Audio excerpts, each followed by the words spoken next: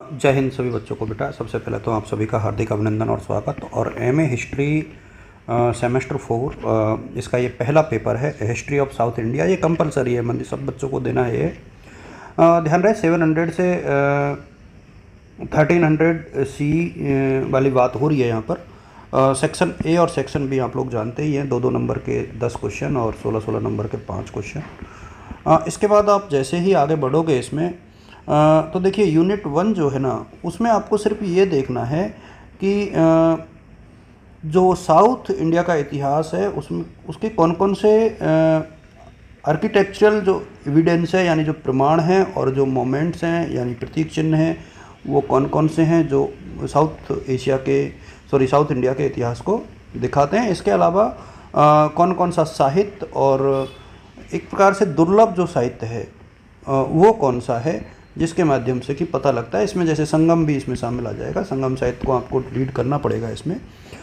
इसके बाद मुझे लगता है कि जो यूनिट 2 है, यहाँ अर्ली मिडिवल साउथ इंडिया में आपको कृषि के सुधार और कृषि के बारे में बहुत ज़्यादा चीज़ें देखनी है। कृषि और आर्थिक परिवर्तन, ये 2 चीज़ें आपको देखनी पड़ेगी कि क्या आर्थिक परिवर्तन साउथ इंडिया में हुए।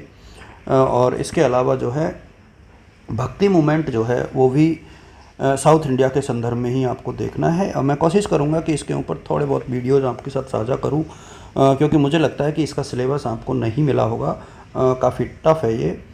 इमरजेंस ऑफ स्टेट्स में आपको पहले पल्लवों के बारे में सब कुछ पढ़ना पड़ेगा, ख़ास तौर पे पल्लवों का उदय, ये कहाँ कहाँ इनका साम्राज्य रहा और इनके पतन के क्या कारण रहे। तो आप पल्लव और चेराज को पूरा पढ़ लेना, बाकी को आप लोग छोड़ देना, पांड्याज को भले ही, लेकिन पल्लव को आपको पूरा पढ़ना पड़ेगा। अच्छा, जिस आप स्टेट के बारे में बात कर रहे हो उसके उदय के कारण और उनका जो एरिया है, यानी आपको ये भी दिखाना है मैप में कि भाई वो कहाँ कहाँ उनका उदय हुआ साउथ इंडिया का मैप बनाते हुए। तो वहाँ से आपको काफ़ी हेल्प मिलेगी। इसके बाद चोलाज की हम लोग बात करें तो चोल जो वंश था उनका विस्तार कहाँ कहाँ कैसे कैसे हुआ, तो एक तो चोला, और इसके बाद राष्ट्रकूट बार के बाद किस प्रकार से जो है राष्ट्रकूटों का पतन हुआ, डिक्लाइन ऑफ राष्ट्रकूट वार्स, तो ये आपको देखना पड़ेगा। सोशल एंड इकोनॉमिक प्रोग्रेस, ये भी आपको जो है सिर्फ और सिर्फ साउथ इंडिया की ही देखनी है, और वो भी 700 से लेकर के 1300 के मध्य में, उसके बाद का नहीं देखना है, इसलिए ये अर्ली हिस्ट्री की बात यहाँ पर हो रही है। उर नाटू ये क्या थे, नागरम क्या थे, तो ये आपको थोड़ा सा इनके बारे में देखना चाहिए।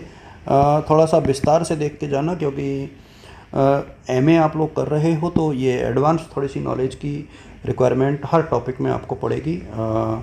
आप सभी को शुभकामनाएं, wishing you all the best और good luck. Thank you so much.